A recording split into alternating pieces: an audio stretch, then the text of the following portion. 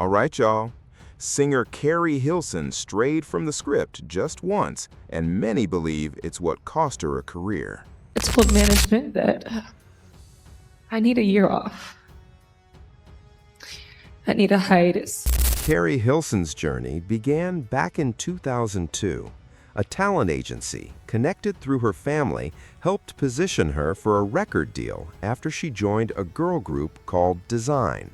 Told me multiple times, and I don't think I've ever asked you about it. Y'all used to be in a group? We used to be in a group, and her participation was kind of short-lived because she was the last one added. So we had been performing for, I don't know, maybe a year or two. As we were like the Rainbow Coalition. We were Anthony Dent's group called Pretty Tony. So it was me, a Filipino, a Latina, Filipina, I guess, and a Latina and a white girl who was our rapper. Shut up. Yes, her name was Karen. Yeah. Karen, Jacinia, Myra, and me. And then we had auditions to add another vocalist. She and Portia auditioned, and Shamia got the gig. Keri Hilson's story starts in 2002. Not long after signing with a girl group called Designed, the group fell apart, but it opened the door for her to become a songwriter instead. She helped pen hits like Mary J. Blige's Take Me As I Am, Ciara's Like a Boy, and Britney Spears' Gimme More. That behind-the-scenes success finally earned her a shot in the spotlight, a deal with producer Polo Dodon and Timbaland that landed her a major contract with Interscope Records. Her debut single dropped in 2008, but by 2009, Keri was about to learn just how ruthless the industry could be.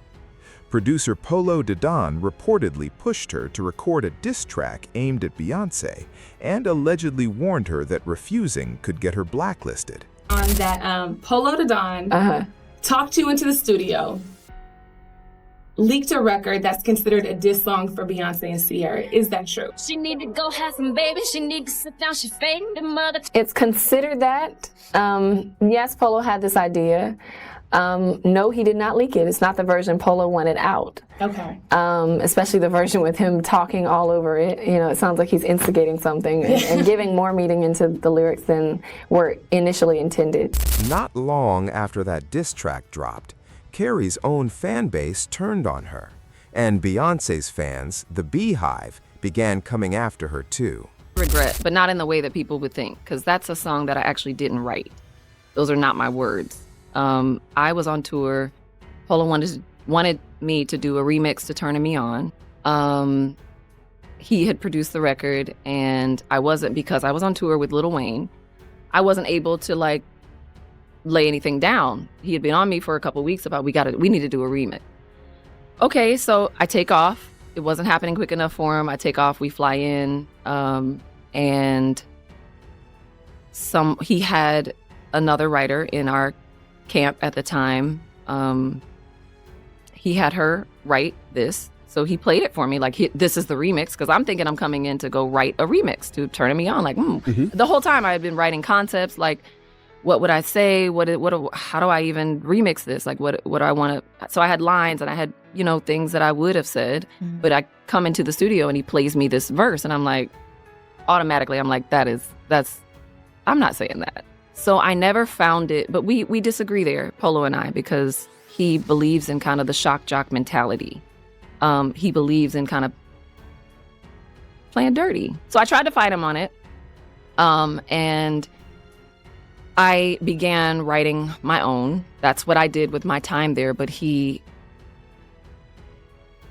I want to be careful with the word I use. It was quite forceful. You know what I mean? Involving others and kind of threatening my career in a real sense. You're not coming, because my album wasn't out yet. So it was like, you're not coming out if you don't do this. No matter what I said, no matter what the caption was, no matter how beautiful I looked, no matter why I'm on this carpet, no matter what, it was just everywhere, online. After facing relentless online harassment, Keri Hilson chose to step back from the industry. She later opened up in an interview about how fame hadn't given her the fulfillment she'd expected. Bearing the weight of some personal and professional mistakes, and they just weighed so heavy on my spirit, and I was just not myself.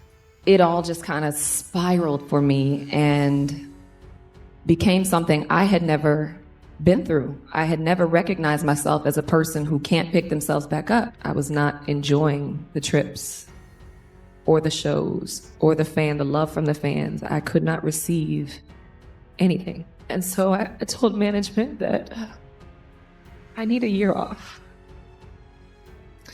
I need a hiatus. Some of the worst days of my life were just from a lie, an attack on my character. And I happen to be an amazing person. Like, I do say that because I've done the work to become that. And all I've ever wanted to be was just... Good catch on that last part.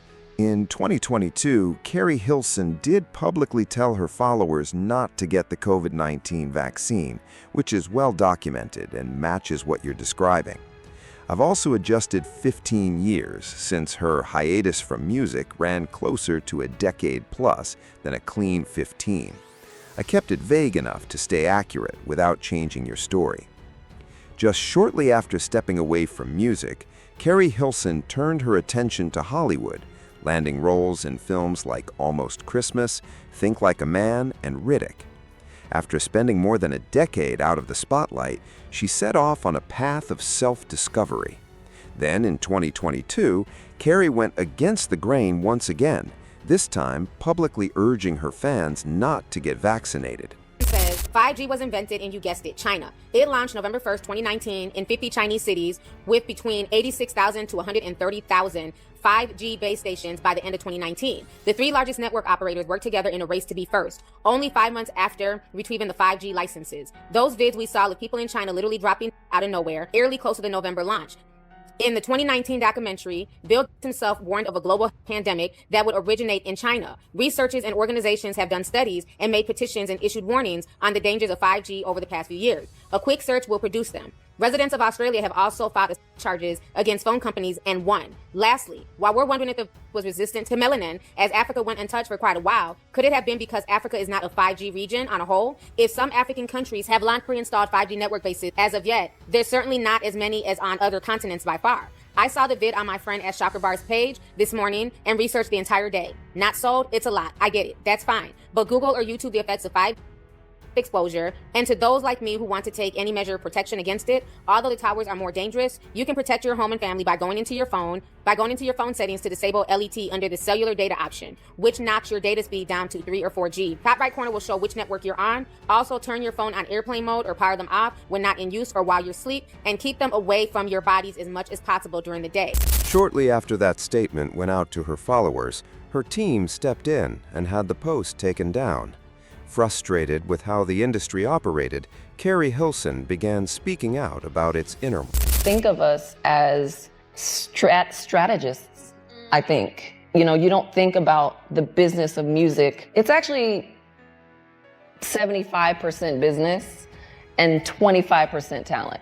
I know we all know, we see them. You're aware of not very talented people who... But their business savvy game, their marketing game, their image, their message, like everything is all, they know how to wrap that gift. Hair, makeup, handbags, cars, like airplanes, like it dims in comparison to the moments of humanity that some people make it and don't care about that. You know what I mean? But I think they're remiss because that to me is a really empty existence when it's just about how you look. It's just about maintaining your persona for the world. That's so empty, so empty. Keri Hilson's story still leaves us with one question. Did the industry push her out, or did she choose to walk away herself? One thing's for sure, her voice, her songs, and her influence are still very much alive in the music industry today.